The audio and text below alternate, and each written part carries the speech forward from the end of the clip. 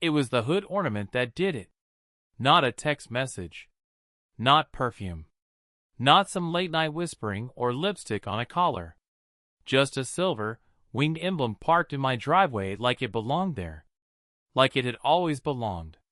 A Bentley. Pearl white. Polished to a mirror. And sitting exactly where my F-150 should have been. At first, I thought it was a mistake. Maybe a neighbor's guest. Maybe someone got turned around. We live in a decent neighborhood, just outside Columbus. Quiet. Boring.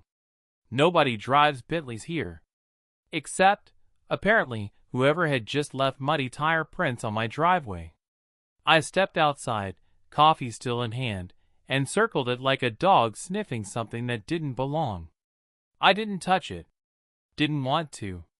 But I recognized the scent inside when I looked through the window. Her scent. Amber and vanilla. The same perfume she always wore on spa days. That car wasn't a mistake. It was a message. And not one meant for me. I checked the driveway again. My truck was gone. I knew I'd parked it there last night, nose in, like I always did. My keys were still inside though. Right on the counter. Which meant someone else had moved it. Or someone else had asked for it to be moved. My wife, Lauren, wasn't home. She said she had an early shift at the clinic. Nurse practitioner. Good job. Trusted. Hardworking. She left around 6. Or said she did. But now it was 7:41, and there was a Bentley in my driveway with its engine still warm. I called the clinic. Straight to voicemail. I didn't leave a message. Just drove around the block until I found my truck, parked perfectly, half a mile away, near the tennis courts we never used. Like it had been staged to be forgotten. I didn't go back home right away. Just sat in the truck and stared at the empty seats. Something in me cracked. Not loud. Not messy. Just a clean internal break. Like when you know the game is over, but the pieces haven't hit the floor yet. That night, Lauren came home at 8:15. Said she'd had a long shift. I asked how the clinic was. She said quiet. Busy, but quiet. Then she kissed me on the cheek and microwaved some leftover chicken, like it was any other Tuesday. She didn't mention the Bentley. Didn't mention moving the truck. She'd forgotten, or pretended to. But I hadn't. And now I was watching. The next few days, I paid closer attention. Her routine didn't change. Still up at dawn, still late shifts. Still weekend yoga with friends I hadn't met in months. But little things started stacking up. Her phone, always face down. Her car, always locked, even in our garage. Her texts, always replied to with a delay. She was hiding something. And I had a feeling that something wore tailored suits and drove a car that cost more than our house. I didn't ask. I didn't confront. Instead, I bought a notepad and started writing. Dates. Times. License plates. Her outfits. How often she wore makeup. What jewelry she chose. When she left and when she came back. If the driveway smelled like engine heat or cold metal. I built a timeline. And then I got my break. One Thursday morning, her phone buzzed while she was in the shower. Just once. A text. I didn't unlock it. Didn't need to. Because the notification preview said, "Can't stop thinking about last night. D." And just like that, the car had a name. D. That narrowed it down. I started tailing her. Nothing obvious. Just following from a distance on days when I worked from home. She didn't go to the clinic like she claimed. Not always. Sometimes she'd head north, out past the strip malls, and into the richer zip codes, the places with gates, guards, and 3-car garages where people sipped $18 cocktails on Tuesdays. One afternoon, she pulled into a long cobblestone driveway flanked by stone lions. The Bentley was already there, parked under a steel awning like royalty waiting on its mistress. I didn't follow her in. I didn't need to. I just sat across the street and waited. For hours later, she came out. Hair up. Smile tight. Shoes in hand. She looked younger in that moment than she had in years. Alive. Recharged. Not because of me. I followed her home and got there 10 minutes after she did. She was already in sweats, already heating soup, already acting tired. Said the clinic was a madhouse. Said she'd skipped lunch. I said I was proud of her. Then I kissed her forehead. Right on the spot that still smelled faintly like cologne I didn't wear. And in that moment I knew. Revenge wasn't going to be a scream. It was going to be a whisper. I didn't sleep that night. Not because I was angry, though I was. Not because I wanted to confront her, because I didn't. It was because I finally had clarity. There's a strange kind of peace that comes with betrayal. Like you've been walking through fog for months, and then one day, the sun hits your face. It burns a little. But now you can see everything. The next morning, I started planning. Not revenge. Not yet. Just understanding. Lauren kept a small organizer in her closet, hidden behind old scarves and things she never wore. I'd seen it before when we moved in. Back then, it held photos, concert stubs, and little notes from when we still cared. Now it held receipts. I don't know why she kept them. Maybe guilt, maybe habit. But there they were. Dinner for two at Ruth's Chris. A bottle of red from a vineyard I couldn't pronounce. Room service from a boutique hotel downtown. All paid in cash. All signed. L. Haynes. Her maiden name. She thought she was being smart. She wasn't. Next came the Lexus. Not the Bentley. That was too obvious. But 2 weeks into my watching, I noticed she sometimes got dropped off in a black Lexus SUV before she walked in the front door, like she wanted it to look like she drove herself. Same car, same plate, different times. I looked up the license number. Easy enough through a buddy who owed me from high school. It traced back to a company called Danver Holdings LLC. Owned by, guess who? Dominic Wells. A name I'd heard once before. He ran a local tech firm. Spoke at some Chamber of Commerce dinner last year. The kind of man with perfect teeth and a chin that belonged on TV. Dominic. The D. It all lined up. The spa days. The extra cash in her purse. The way she bought groceries with exact change, like she was hiding a credit trail. She was living a second life, one car ride at a time. But she'd made a mistake. She'd brought that life into my driveway. That Bentley had been the fuse. And now the match was lit. I didn't want to ruin her. I wanted her to ruin herself, slowly, blindly, without ever knowing who was steering. So I went to work. Literally. I called in favors. I pulled strings. I offered free help fixing up my buddy's second-hand dealership in exchange for some paperwork. And when I asked if I could take a peek at recent Bentley service records, he didn't blink. There it was. VIN number. Model. Service history. New tires. Fresh oil. And a name. Dominic Wells. I smiled. The car was in his name, but registered to a private lot 2 towns over. Some place called Ellington Executive Storage. Gated. Climate-controlled. Elite. The kind of place where people hide toys they don't want the world, or their wives, to know about. That's when I got my idea. It started with a detail. Bentleys are hand-built. Every trim. Every bolt. Every wheel. Custom selected. But the weakness? Tires. They're rare. Pirelli P0s, imported. Only a few shops in the area keep them in stock. So I left a voicemail at the storage facility. Posed as a mechanic. Claimed there was a recall on the model. urged the owner to bring the car in for inspection. Just a routine check. Didn't want to risk a blowout on the road, right?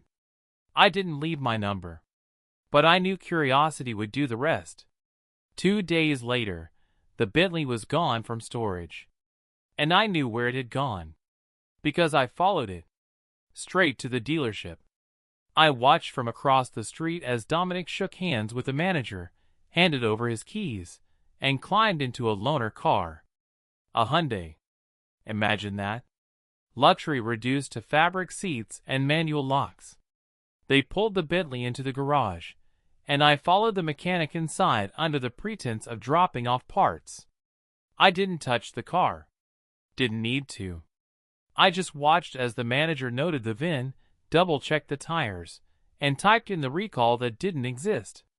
Because by the time they realized there was no recall, I'd already made my move.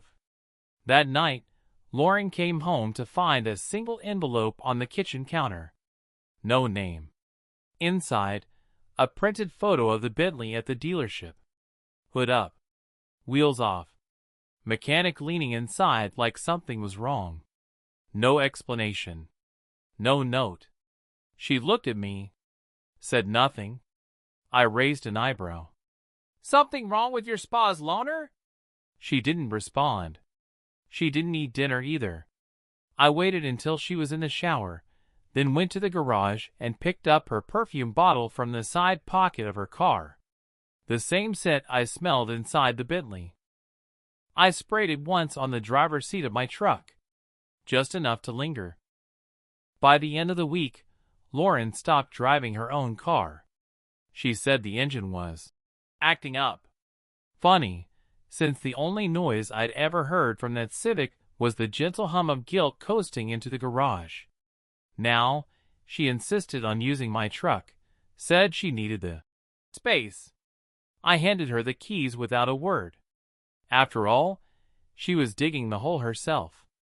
Every evening she drove it, I'd find little changes. The mirror tilted slightly. The seat adjusted back. My radio presets overwritten with smooth jazz and NPR. One time I found a pair of sunglasses on the dash. Expensive ones, not hers. Another time, a quarter with a scratch across Washington's face left heads up in the console. She thought I wouldn't notice. She was wrong. The truck had always been mine, bought after 10 years at the warehouse, paid off with overtime and stubborn pride. It wasn't pretty, but it ran strong, the way things built with purpose do. Lauren hated it. Always said it smelled like dust and peanuts. But now she drove it more than I did. I started parking it differently. Slightly off-center, half-angled toward the street. Subtle changes. Just enough to force her to reposition. Every morning it was off by a few degrees, and I'd fix it at night, like a quiet ritual. Like folding the flag after a funeral. One evening, after she returned from one of her mystery errands, I waited until she went to bed. Then I went through the truck. Found a napkin with a phone number scrawled in tight handwriting. Not hers. Not mine. Crumpled but not torn. Tucked behind the passenger seat, under the mat. I didn't call it. Didn't need to. The next day, I used it. I searched the number through a third-party service online. Came back registered to Wells D. No surprise there. But the address? That was the prize. A lakefront property on the edge of Westerville, gated, with a circular drive and a camera above the mailbox. Zillow said it was worth just over $3 million. Photos showed a glass staircase and something called a floating breakfast nook. I printed the listing, highlighted the address, then mailed it to Lauren. No name. No return address. Just a folded paper with a listing and a sticky note attached.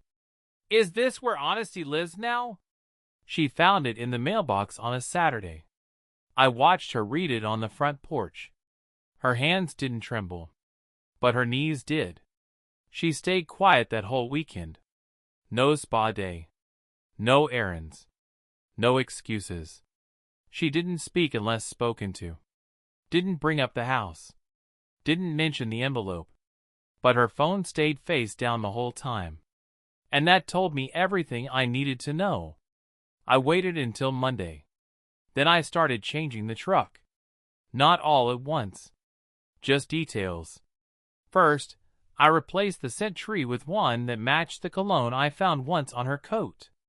Then I adjusted the seat 2 clicks forward, tight enough that she'd have to shove it back when she got in. I left the glove box slightly ajar, with a folded receipt peeking out. Dinner for 2, dated the week prior, signed J. I don't know AJ. Neither does she. And that was the point. I made it look like I had secrets too. Like she wasn't the only one living a double. And sure enough, she noticed. She started watching me, checking my shirts for perfume, sniffing the laundry before putting it in, asking casual, offhand questions like, "You working late again?" Or, "Didn't you wear that yesterday?" I never answered, just smiled and changed the subject. The trap was reversing now. She couldn't accuse me without opening herself up, couldn't confront me without admitting her own guilt. So instead, she let the paranoia stew, quietly, slowly, like soup on low heat. And that's when I made the final adjustment. One night, while she was asleep, I drove the truck out to the edge of town. Not far. Just enough to reach the industrial park where I used to drop off deliveries. Then I keyed the passenger door. Not hard. Just one clean, deliberate slash. Not long. Not deep. Just enough to be seen. Then I drove it back and parked it perfectly, as if nothing happened. The next morning, she saw it. I watched her face tighten. Not in horror. Not in fear. In suspicion. She asked me what happened. I said I didn't know. She didn't believe me. But she didn't press either. She just stood there a second longer than necessary, like she was calculating something in her head, adding columns that didn't balance anymore. I walked back inside and left her standing in the driveway with her arms crossed and her mouth closed. For the first time in weeks, I think she realized. The wheel wasn't in her hands anymore. 2 days after the scratch on the truck, I noticed Lauren checking my phone while I was in the shower. She thought I didn't see her, but I caught the reflection in the bathroom mirror, the soft glow of my lock screen bouncing off the hallway wall. She wasn't even subtle about it. Just swiped up, stared, swiped again, put it back exactly 1 inch off where it had been. She didn't find anything. Because I hadn't put anything there. Not yet. But she was cracking. That night, I left an email open on the home computer. Not mine. Not even a real one. Just a dummy account I made through a secure browser. The inbox was empty except for one draft. A single message. To Janet Administrato. Com. Subject, no subject. Message. Dinner was good. Hope the test drive didn't bore you too much. Let's try for next Thursday. I'll bring the wine this time. J. I minimized it. Didn't close it. Left the browser up and the chair slightly out from the desk. Then I went to bed. By morning, the draft was gone. Deleted. Not moved. Not replied to. Just erased. She didn't mention it. Didn't even glance at me over breakfast. But her hands trembled when she poured the coffee. Perfect. The next part took a little more legwork. I went down to Midstate Auto, asked if they had any listings for a used black Lexus. Didn't matter if they didn't. I just needed the brochure. I got one. Took it home. Folded it once.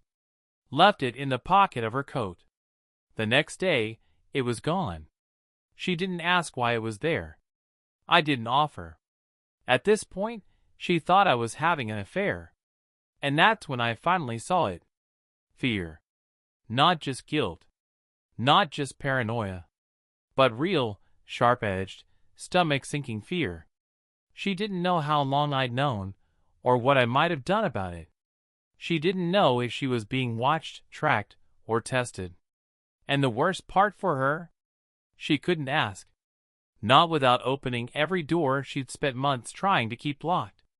So she got quieter, more careful. And then, one morning, she made her move. She left early for work, just like always. Said she had a full schedule. Kissed my cheek. Wore perfume. Heels. One of the clinic blazers. But I didn't follow her. I stayed home. Waited.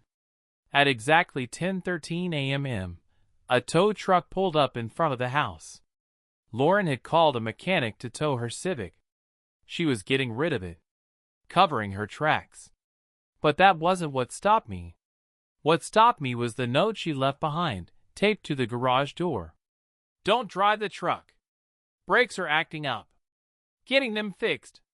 Now that was interesting. Because the brakes were fine. Perfect, in fact. I knew that because I'd had them serviced a week prior. Privately. Without telling her. She was baiting me. Testing me. Trying to see if I'd call her bluff. If I'd jump in the truck anyway. If I'd reveal something by accident, like where I was going or who I was seeing. So I played along. I didn't touch the truck. But that night, I replaced the brake pedal rubber with one just a millimeter thinner, slippery and damp shoes. Not dangerous, not illegal. Just enough to make someone feel like their foot was sliding when it wasn't. A ghost in the machine. And I left a bottle of cologne in the glove compartment. A brand she'd never seen before. Dominic's? No. It was a $10 knockoff I picked up at a discount store. But it smelled close enough to expensive that doubt would do the rest. She didn't confront me. Didn't even mention it. But that night, she took the truck keys and locked them in her bedside drawer. Then she told me she wanted to start carpooling with a friend from the clinic. I nodded. Said that sounded smart. She didn't look convinced. Because now she didn't trust her car, my truck, or the road between them. The next morning, I took a walk past the garage. She'd left the light on. The air was thick with the smell of her perfume, too strong, like she'd tried to cover something else up. And parked inside, in the space where the Civic used to be, was nothing. Just an empty rectangle of oil stains and silence. A clean slate. And she still thought she had the upper hand.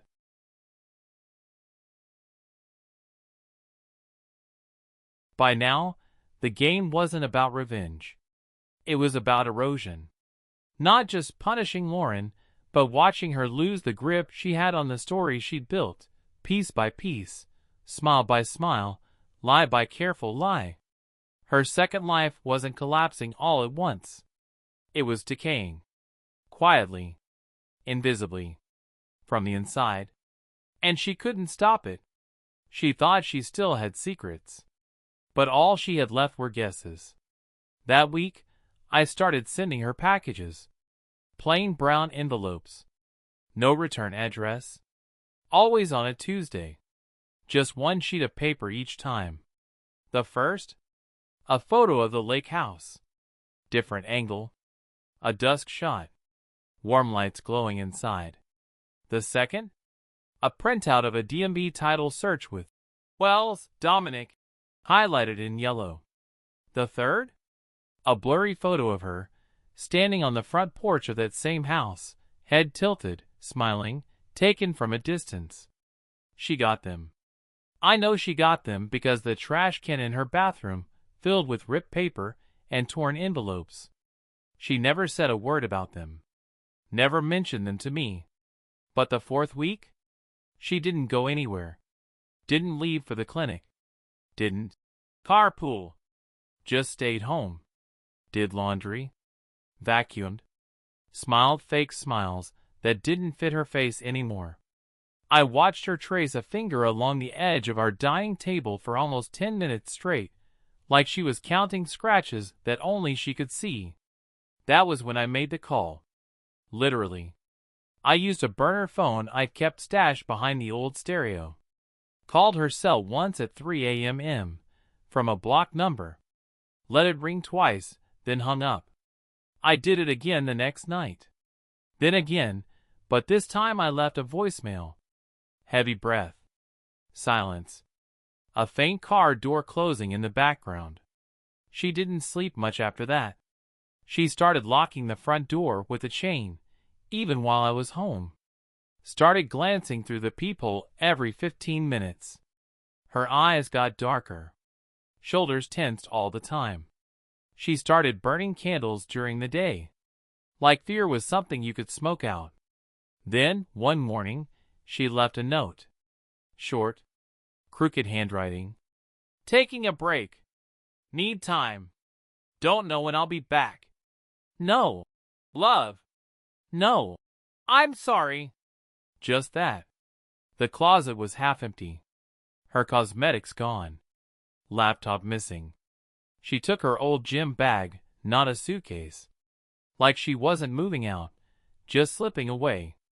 But the weirdest part? She didn't take a car. Not mine. Not hers. Not a rental. Just left. As if the roads themselves had turned against her. I didn't follow her. I waited. Watched the days pass like scenery through a train window. The mailbox stayed empty. Her phone stayed off. No credit card charges. No digital footprints.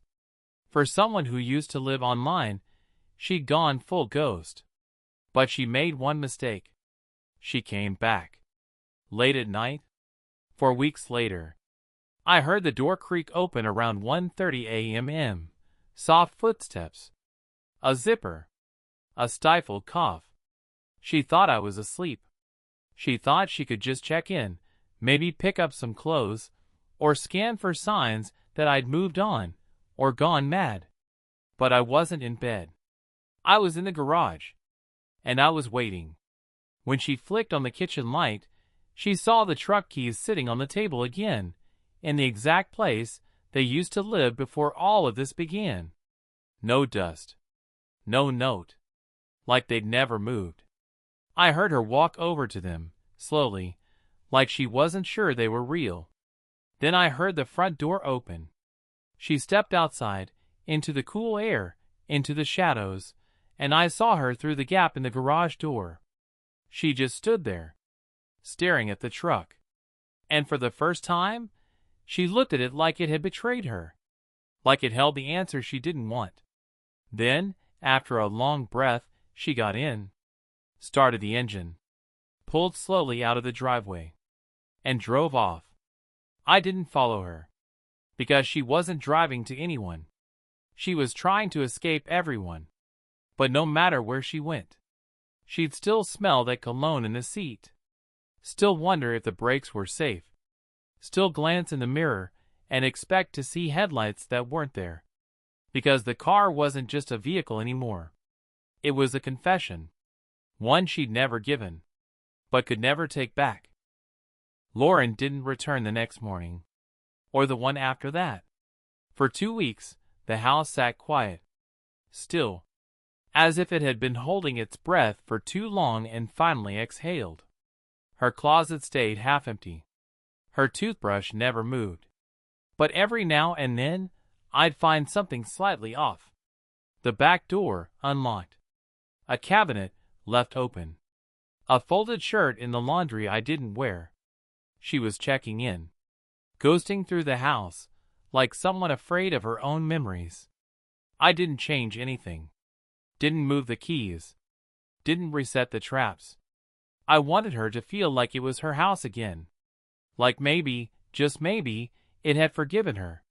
That's when guilt grows legs, when it walks freely in familiar rooms. Then came the real strike. I listed the truck for sale. Online. Not on a dealership site. Just a quiet ad on a small auto forum, under a burner account. No photo. No VIN. Just a description so specific only one person would recognize it. 2009 Ford F-150, worn leather seat with faint perfume, Minor door scratch passenger side. Recently serviced brakes. Runs quiet. Keeps secrets. $1. I didn't post a contact number. Just said, serious buyers will find a way. I left it up for 12 hours. Long enough. Then I printed the ad and left it on the passenger seat of the truck. Next time she passed through, I knew she'd see it. And she did. 3 days later, she returned just long enough to grab a duffel bag and a folder from the office drawer. She didn't know I was watching from across the street. Didn't see me in the neighbor's upstairs window as she stood in the garage, staring at the truck like it had whispered something to her. She opened the door, saw the paper, and froze. She didn't sit. Didn't touch the keys. Just stared. Then she slowly closed the door again, walked out of the garage, and drove away in a rental car I hadn't seen before. This time, I knew it was for good. She wasn't coming back to reclaim the past. She was running from it. But I wasn't finished. Not yet. I had one last message to deliver. I called a courier and mailed a final envelope to the address I'd traced from the napkin in the truck weeks ago. Dominic's house. Inside, I placed 3 things. A set of truck keys. A black and white photo of Lauren and Dominic on the porch, her hand resting gently on his chest. A copy of the fake Bentley recall notice I'd sent to his garage months before, this time stamped, sealed, and labeled. Do not ignore. No return address. No explanation. Just a whisper between enemies. I don't know what he did when he got it. Maybe he laughed. Maybe he panicked. Maybe he realized she wasn't worth the price tag anymore. Or maybe, just maybe, he did the math and saw that the ghost he let into his gated home came carrying a storm behind her. And then, I let it all go. I didn't need updates. Didn't need closure. I had my silence back. The kind of silence that isn't heavy anymore. The kind that fills a house in the morning with nothing but the sound of a spoon tapping the edge of a coffee mug. The kind that doesn't look over its shoulder anymore. Lauren's perfume faded from the seat. The scratch on the door dulled with time. Even the faint cologne I'd planted vanished from the air. But the echo remained. In the way I parked the truck, centered now, deliberate. In the way the keys stayed exactly where I left them. In the way no one but me ever sat in the passenger seat again. 3 months later, a letter came in the mail. No return address.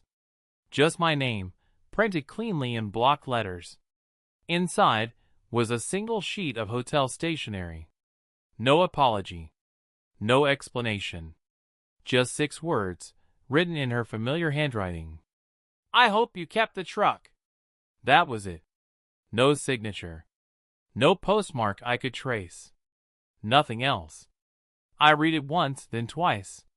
Then I folded it carefully and placed it in the glove box, right next to the fake cologne bottle and the photo of the house she thought I'd never find. And I smiled. Not because I'd won. Because I'd ended it.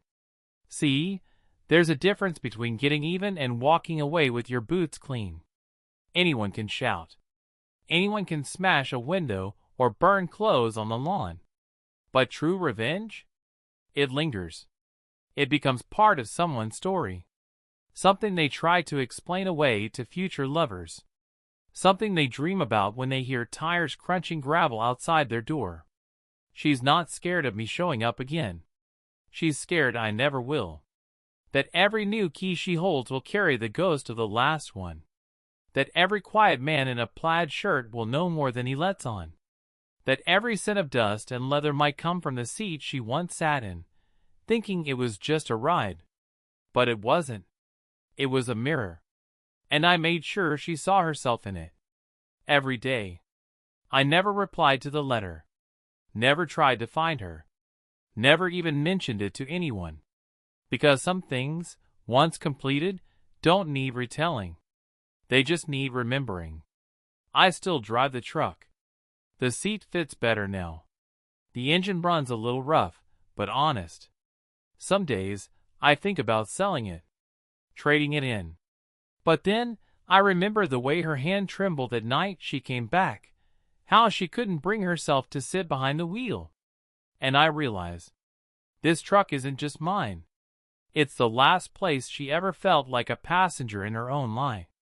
And no trade-in beats that kind of value. So I keep it, not out of nostalgia, but out of respect.